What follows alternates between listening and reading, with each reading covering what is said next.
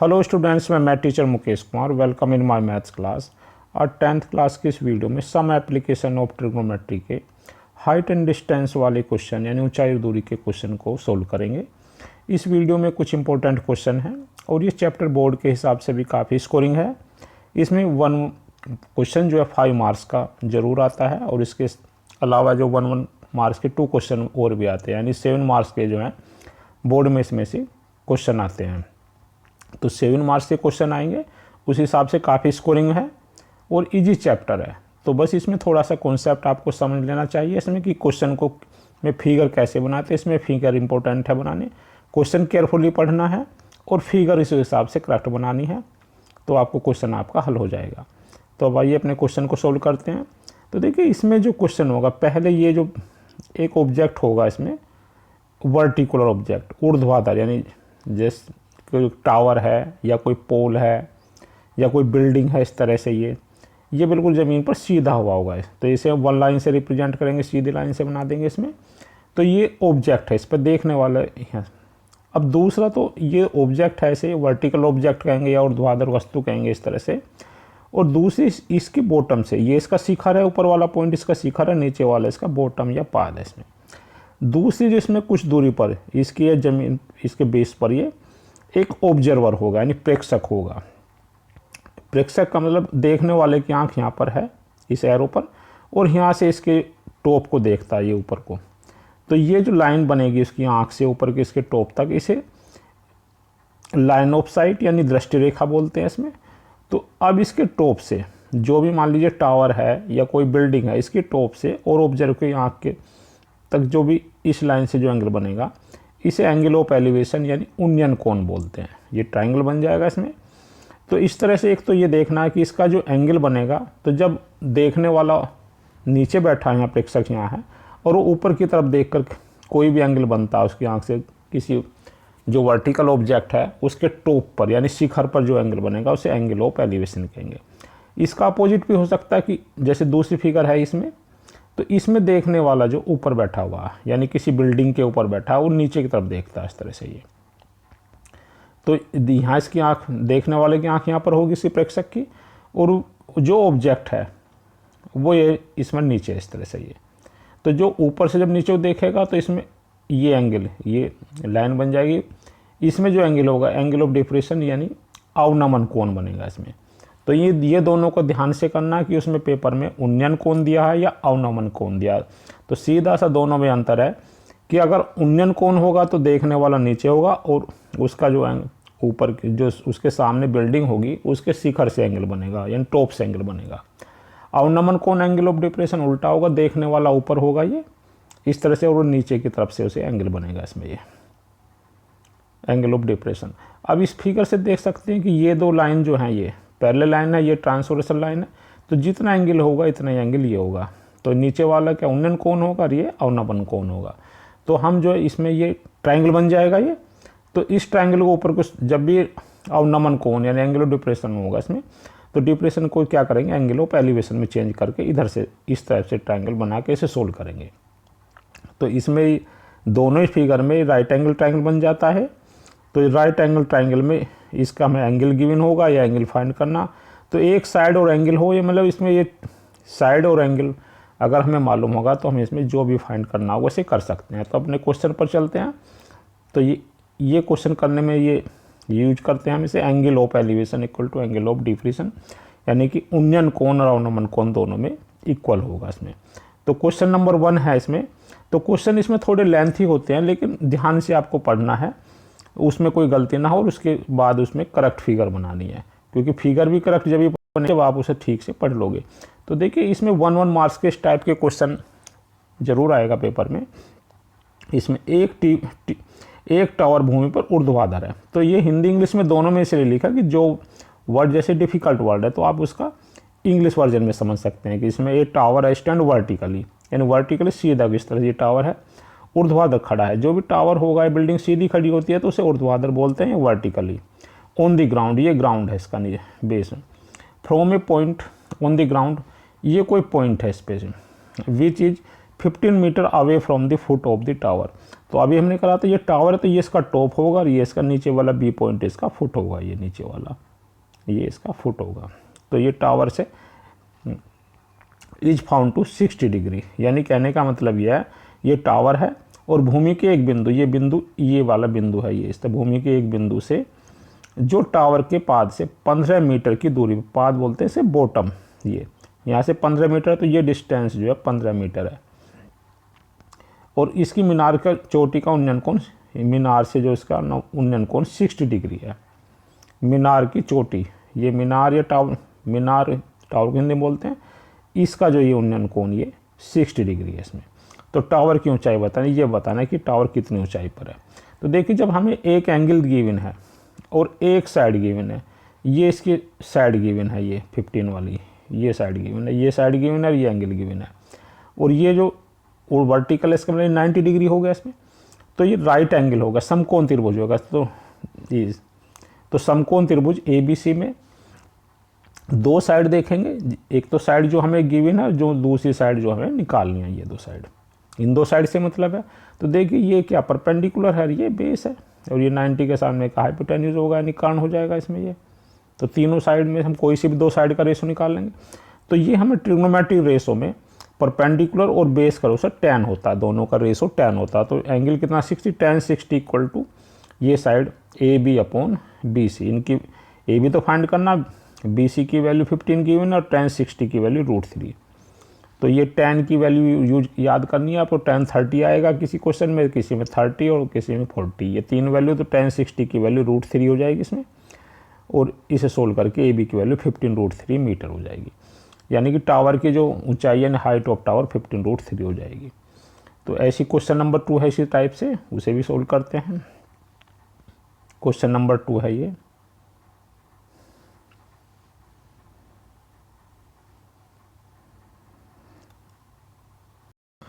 length of shadow of a tower on the ground is √3 times the height of the tower.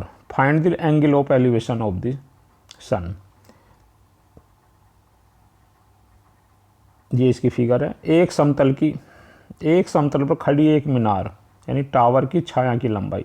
तो देखिए tower अभी पहले वाले मीनार हो या टावर हो से ये वर्टिकल होता है, ये इस तरह से टावर खड़ा हुआ, इसकी हाइट जो भी होगी, अब इसकी परछाई इस तरह से पड़ेगी, यानी छाया की लंबाई मीनार की लंबाई की √3 टाइम्स है, या इतने गुना है √3 टाइम्स। तो ये h होगा, तो ये √3 इंटू h होगा। तो ये क्वेश्चन को ध्यान से पढ़ लोगे समझ में आ गया, यानी कि जो भी इसकी साइड h हो गई है, हाइट इसकी मीनार की जो ऊंचाई h है, और जो भी इसकी छाया इधर पड़ेगी इसकी ये √3h, यानी इसका √3 टाइम्स होगा इसमें। तो सूर्य का उन्नयन कोण, angle of elevation of the sun, तो यहाँ पर ये सन है ये, तो सन से जो ये साइड बने, ये एंगल ऑफ एलिवेशन बनेगा, ये जो एंगल बनेगा एंगल ऑफ एलिवेशन ये थीटा होगा। तो देखिए दो साइड का रेशो, ये परपेंडिकुलर है, ये 90 डिग्री में परपेंडिकुलर होगा, ये बेस होगा, परपेंडिकुलर बेस फिर tan बनेगा, तो tan एंगल थीटा है, तो tan theta equal to AB upon BC, AB की वैल्यू h है, ये h √3 है, सोल h से h कैंसिल हो गया, 1/√3 होगा। तो tan थीटा इक्वल टू 1/√3, यानी कि tan में कितने एंगल की वैल्यू 1/√3 होती है, तो 30 की वैल्यू होती है। तो सूर्य का उन्नयन कोण या एंगल ऑफ एलिवेशन जो 30 डिग्री हो जाएगा। नेक्स्ट क्वेश्चन है क्वेश्चन नंबर 3। तो ये तो 1 मार्क्स के क्वेश्चन तो इस टाइप के आते हैं, तो आप इसे थोड़े बुक में और प्रैक्टिस करें इस टाइप के क्वेश्चन की। इस टाइप के क्वेश्चन 5 मार्क्स में आते हैं। तो देखिए क्वेश्चन पढ़ते हैं पहले। भूमि के एक बिंदु से 20 मीटर ऊंचे भवन के शिखर पर लगी एक संचार मीनार के तल और शिखर का उन्नयन कोण दिए हुए, इसमें मीनार की ऊंचाई ज्ञात करनी है। तो देखिए भूमि के एक बिंदु से 20 मीटर ऊंचे भवन, तो एक इसमें क्या भवन है और उसकी ऊंचाई कितनी 20 मीटर। तो जो चीज़ है उसे आप नोट इस पर निशान लगाते रहें, क्वेश्चन में पढ़ने के समय निशान लगा लें, जिससे आपको पता चल जाएगा। भवन के शिखर पर लगी एक संचार मीनार है, यानी कि पहले भवन है, ये कोई भी बिल्डिंग है, इसमें भी हेल्प ले सकते हैं। एंगल ऑफ एलिवेशन पर ये, क्योंकि bottom and top of A transmission tower. तो देखिए ये इसकी फिगर है, ये अब आपको समझ में आ गया। ये इसमें ये भवन है, ये 20 मीटर ऊंचा, और इस पर जो है ये टावर लगी हुई है ऊपर, ये जहाँ CD। तो इन दोनों का एंगल ऑफ एलिवेशन दिया हुआ इसमें, ये इसमें संचार मीनार के जो मीनार है, ध्यान से पढ़ना, तल कहते हैं इसके बॉटम, और शिखर का उन्नयन कोण क्रमशः मानी पहले वाला 45 और दूसरा 60 है। तो जैसे इसका ये देखने वाला ऑब्जर्व भूमि का बिंदु यहाँ पर है, इस तरह से ये। तो इसमें जो टावर के ये इसमें तल, तो टावर का ये बॉटम तो ये वाला पॉइंट होगा, C वाला होगा, यहाँ से तो ये एंगल 45 होगा। और जो इसके ये टावर का जो टॉप होगा इसमें, शिखर से जो एंगल ऑफ एलिवेशन ये होगा, ये ज़्यादा होगा तो ये 60 वाला होगा। तो इस तरह से दो राइट एंगल बन गए। तो इसमें राइट एंगल ही बनाने, दो समकोण त्रिभुज बन गए, और दोनों समकोण त्रिभुज की हेल्प से क्वेश्चन को सोल्व कर लेते हैं इसमें। तो ये आपको देखिए भवन की ऊंचाई दे दी 20 मीटर, और टावर की ऊंचाई ये H निकालनी है। तो पहले जो है छोटे वाला ट्राइंगल लेंगे इसमें, तो ये ABC, इस तरह से ट्राइंगल ABC लेंगे।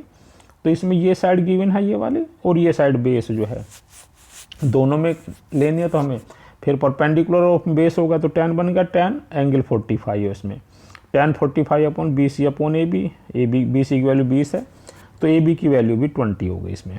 अब दूसरे वाला ट्राइंगल लेंगे, बड़ा ट्राइंगल ABD लेंगे। ABD में फिर ये परपेंडिकुलर है और ये बेस है, तो फिर tan बन गया, तो tan 60 एंगल इसमें बढ़ेगा, 60 होगा, tan 60 अपॉन नीचे से ऊपर तक की साइड BD अपॉन AB। अब देखिए BD अपॉन AB में ये ध्यान करना, ये जो साइड है BD, ये दोनों का समय यहाँ से यहाँ तक, तो यहाँ 20 और ये ऊपर H है, तो ये BD हो जाएगी 20 प्लस H। तो इसमें जो BD की जगह रखेंगे BC प्लस CD यानी 20 प्लस H, और AB की वैल्यू भी फाइंड करिए 20, ये 20। तो इसमें H की वैल्यू निकाल लेंगे, तो H की वैल्यू 20 √3 - 1। तो यही मीनार की ऊंचाई यानी हाइट ऑफ टावर हो जाएगी 20 √3 - 1। अगर पेपर में √3 की वैल्यू दिए तो उसी वैल्यू पुट करके भी सोल्व कर लेंगे, इसमें इतने मीटर हो जाएगी।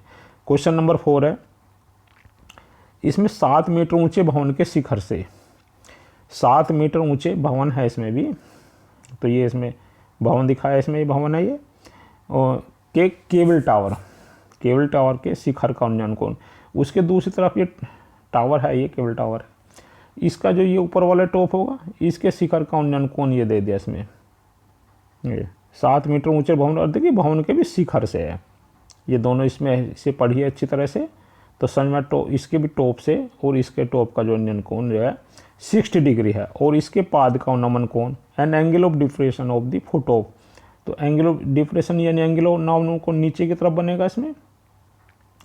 तो ये देख सकते हैं, इससे जो भी एंगल बनेगा ये इस तरह से एंगल बनेगा, ये 45 है ये अवनमन कोण इसमें। तो ये आपको फिगर समझ में आ गई होगी।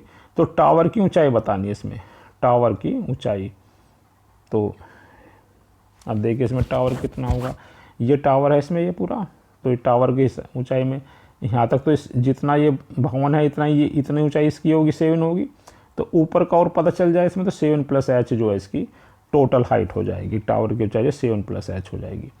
तो पहले वाला जो है फिर राइट एंगल बनेंगे इसमें दो। तो देखिए अभी हमने करा था कि ये इसमें एंगल ऑफ एलिवेशन होगा, ये एंगल ऑफ डिप्रेशन अवनमन कोण, जितना एंगल यहाँ होगा इतना एंगल ये होगा, एंगल ऑफ एलिवेशन और एंगल ऑफ डिप्रेशन दोनों इक्वल होंगे, उन्नयन कोण अवनमन कोण की इक्वल होगा ये। अब इस राइट एंगल को लेंगे, समकोण त्रिभुज जो ABE में लेंगे इसमें, तो ये साइड को गिवन है, तो ये परपेंडिकुलर है, ये बेस है, फिर tan होगा, tan 45 एंगल 45 है, AB अपॉन B, तो इससे B 7 मीटर हो जाएगा। अब दूसरा वाला ट्राइंगल लेंगे इसमें, ऊपर वाला ये वाला ACD का, तो इसमें भी राइट एंगल हो जाएगा, और इसमें राइट एंगल में क्या होगा, ये इसका परपेंडिकुलर, ये बेस, तो tan 60 CD अपॉन AD हो जाएगा। CD अपॉन AD में ये वैल्यू H है, और ये AD की वैल्यू जो है, जितनी AD है जितना ये, उतनी ये वैल्यू होगी। ये भी हमने फाइंड करी थी कि 7 है, तो ये वैल्यू भी 7 हो जाएगी, तो ये H की वैल्यू होगी 7/√3। तो टावर की ऊंचाई क्या, नीचे से टावर की ऊंचाई है, अभी लिखा हमने 7 प्लस H, तो 7 प्लस H की वैल्यू पुट कर देंगे 7/√3, 7 कॉमन ले लेंगे, तो 7 कॉमन लेने से ब्रैकेट में बनेगा √3 + 1, मीटर। तो ये इसकी हाइट ऑफ द टावर हो जाएगी। नेक्स्ट क्वेश्चन नंबर 5 है। तो देखिए इसमें एक पहाड़ी की चोटी का एक मीनार के पाद से, पाद मतलब बॉटम, मीनार के नीचे वाला जो बॉटम होगा, बॉटम से। तो देखिए इसमें दो चीज़ हैं, एक तो ये मीनार है और एक ये पहाड़ी है। इन दोनों को पहले ध्यान से करना है इसमें। तो पहाड़ी की चोटी, तो पहाड़ी की चोटी क्या हो जाएगी इसमें, पहाड़ी की चोटी तो ये होगी इसमें, पहाड़ी की चोटी से मीनार के पाद, पाद का मीनार के बॉटम, ये इसका बॉटम होगा। इनका जो उन्नयन कोण, एंगल ऑफ एलिवेशन, ये 60 डिग्री दिया हुआ है। तथा मीनार के शिखर का, अब ये मीनार है, ये मीनार का शिखर हो गया। पहाड़ी के पाद से यानी पहाड़ी का बॉटम नीचे की तरफ होगा ये, इसका जो उन्नयन कोण ये 30 डिग्री दिया हुआ है। और इसकी मीनार की ऊंचाई 50 मीटर दी हुई है। तो पहाड़ी की ऊंचाई ये ज्ञात करने की, पहाड़ी की ऊंचाई जो इधर वाली है ये पहाड़ी की ऊंचाई कितनी होगी। तो देखिए क्वेश्चन को फिर दो ट्राइंगल बन गए इसमें, तो एक एक करके सोल्व करते हैं। ये पहाड़ी हो गई, ये तो फाइंड करनी है, और ये 50 मीटर ऊंचे। तो पहले ये ट्राइंगल बन गया, ये एंगल कितना 30 डिग्री दिया हुआ है। तो फिर ये परपेंडिकुलर है और ये इसका बेस है इसमें। तो फिर tan 30 बन गया, tan 30 1/√3, और ये वैल्यू ए बी की वैल्यू 50 है, ये ए बी, तो ए बी हो गया सर 50√3। अब दूसरे वाला ट्राइंगल लेंगे कि जो 60 वाला बनेगा इसमें। तो tan 60 के लिए ये ट्राइंगल बनेगा इसमें। तो इसमें ये परपेंडिकुलर अपॉन बेस होगा, फिर tan होगा tan 60 = BC/AB। ए बी की वैल्यू हमने अभी निकाली है इसमें 50√3, और BC को तो फाइंड करनी है h। तो h की वैल्यू कितनी होगी, सोल्व करेंगे, 50 × 3 150 मीटर हो जाएगी। तो हाइट ऑफ जो है हिल यानी पहाड़ी की ऊंचाई 150 मीटर हो जाएगी। क्वेश्चन नंबर 6 देखेंगे इसमें। तो देखिए इसमें 80 मीटर चौड़ी सड़क के दोनों ओर आमने सामने समान लंबाई के, तो ध्यान से देखना कि समान लंबाई वाले दो खंबे हैं इसमें। 2 पोल्स ऑफ इक्वल हाइट से दिया इसमें, स्टैंडिंग अपोजिट ईच अदर, एक दूसरे के अपोजिट हैं। तो जैसे ये दो पोल हैं, तो ये दो पोल हो गए इसमें, और ये जो यहाँ से यहाँ तक जो इसकी ये मतलब सड़क हो जाएगी इसमें, ये जो भी तो ये दो पोल हैं, ए बी है और बी सी, इक्वल पोल। तो ये भी एच होगी, तो ये भी एच होगी। और एक खंबे से शिखर से, ये खंबे के शिखर हैं ये दोनों ए और सी। एक बिंदु इसमें, सड़क पर एक बिंदु ले लिया इसमें, इससे जो एंगल ऑफ एलिवेशन यानी उन्नयन कोण, एक का 60 होगा और एक 30 डिग्री होगा।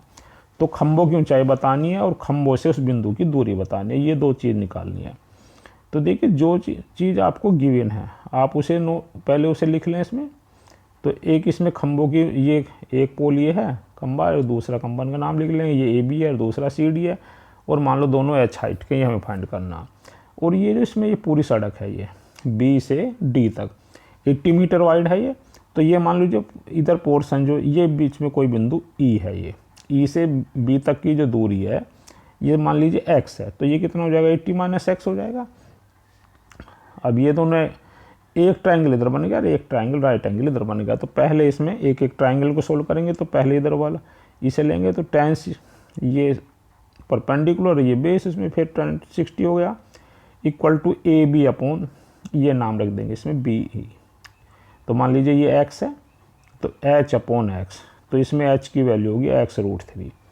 अब दूसरे ट्राइंगल लेंगे एंगल CDE, इसमें भी ये परपेंडिकुलर है ये बेस, फिर इस तरह लेंगे तो tan बन जाएगा, tan 30 CD/D। इनकी वैल्यू रखेंगे इसमें, ये वैल्यू इसमें सोल्व करेंगे। तो CD तो हमने इसे फाइंड करनी है h है, और DE जो है ये 80 - x है, इसे क्रॉस मल्टीप्लाई करके रख देंगे इसमें। तो अब इसे जब ये इस तरह से आ जाएगा H√3 = 80 - x, लेकिन इससे फर्स्ट वाले में h की वैल्यू क्या आई थी x√3, h की जगह क्या वैल्यू पुट करेंगे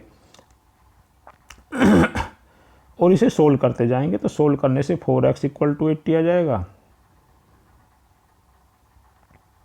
और x की वैल्यू 80/4 यानी 20। तो x की वैल्यू 20 मीटर हो जाएगी। तो x की वैल्यू यानी जो पॉइंट थी, जो बीच में पॉइंट था, इस तरह से जो पॉइंट है ये तो ये 20 हो जाएगा। दूसरी तरह 80 - 20 यानी 60 मीटर हो जाएगा जो सड़क है, इस तरह से ये। तो सड़क का जो बिंदु है एक तरफ से तो 20 खंबे से, ये पहले वाले खंबे से तो 20 मीटर होगा, दूसरे खंबे से 60 मीटर। तो एक तो आंसर ये हो जाएगा। दूसरी जो हाइट है ये पोल की, ये हाइट जो निकालनी है, ये हाइट कितनी है, x√3 थी, x की वैल्यू रख दो, 20√3 इसकी हाइट हो जाएगी। तो ये दो आंसर हो जाएंगे इसमें। तो जो इसने पूछे थे ये, तो ये तो खंबे की जो ऊंचाई है ये तो 20√3 हो जाएगा, और ये जो खंबे से पहले इस बिंदु की दूरी ये 20 हो जाएगी, और ये 80 - 20 60 मीटर हो जाएगी इसमें, और ये इसकी 20√3 मीटर जो है खंभों की ऊंचाई हो जाएगी। दोनों इक्वल हैं तो दोनों की इक्वल हो जाएगी इसमें। नेक्स्ट क्वेश्चन पर चलते हैं। क्वेश्चन नंबर 7 है, समुद्र तल से 75 मीटर की ऊंची लाइट हाउस के शिखर से देखने से, as observe from the top 75 metre height lighthouse from the sea level, the angle of depression of two ships are 30 degree and 45 degree if one ship is exactly behind the other of the same side. यानी देखो दोनों same side पर हैं, तो find the distance between the two ship. तो ये figure देखकर आप आइडिया लगा सकते हैं इसमें। ये यहाँ से लाइट हाउस है इसमें समुद्र से, और ये 75 मीटर है इसमें। इसका शिखर है, डी पॉइंट जो शिखर है, दो समुद्री जहाज़ों के अवनमन कोण। तो जब ऊपर से नीचे तरफ देखेंगे तो अवनमन, तो मान लीजिए पहला जहाज़ ए पर है, दूसरा जहाज़ बी पर है, तो पहले का जो इस तरह से जो एंगल ऑफ एलिवेशन 30 होगा, और दूसरे का ये 45, ये दोनों गिवन है इस तरह से अवनमन कोण इसके। तो ये यहाँ से बनेंगे इस तरह से, तो ये करेंगे तो पहले का ये 30 हो जाएगा, और दूसरे का ये 45। तो एंगल ऑफ उन्नयन कोण और अवनमन कोण बराबर होंगे, तो अवनमन कोण के जो है इसमें यहाँ हमने इसे उन्नयन कोण बना लिया। तो अब हम नीचे वाले इन ट्राइंगल से 45 और इन से हेल्प से, इन समकोण त्रिभुज की हेल्प से करेंगे। तो देखिए इसमें पूरा जो राइट एंगल लेते हैं, एक एक क्वेश्चन करेंगे पहले। तो पहले जो राइट एंगल लेंगे इधर वाला, ये 45 बना हुआ जो इस तरह से, तो ये देखो हाइट गिवन है, और ये बेस हमें दोनों का कॉमन बेस में निकालने के लिए चाहिएगा हमें। तो फिर परपेंडिकुलर अपन बेस tan होगा tan 45 इन ट्राइंगल ये BCD में, CD अपॉन BC, तो ये हाइट CD 75 है, तो BC की वैल्यू 75, यानी यहाँ से यहाँ तक की डिस्टेंस जो है 75 हो गई। अब दूसरा 30 एंगल लेने के लिए पूरा राइट एंगल, यानी यहाँ से यहाँ तक ये बड़े वाला ट्राइंगल लेंगे।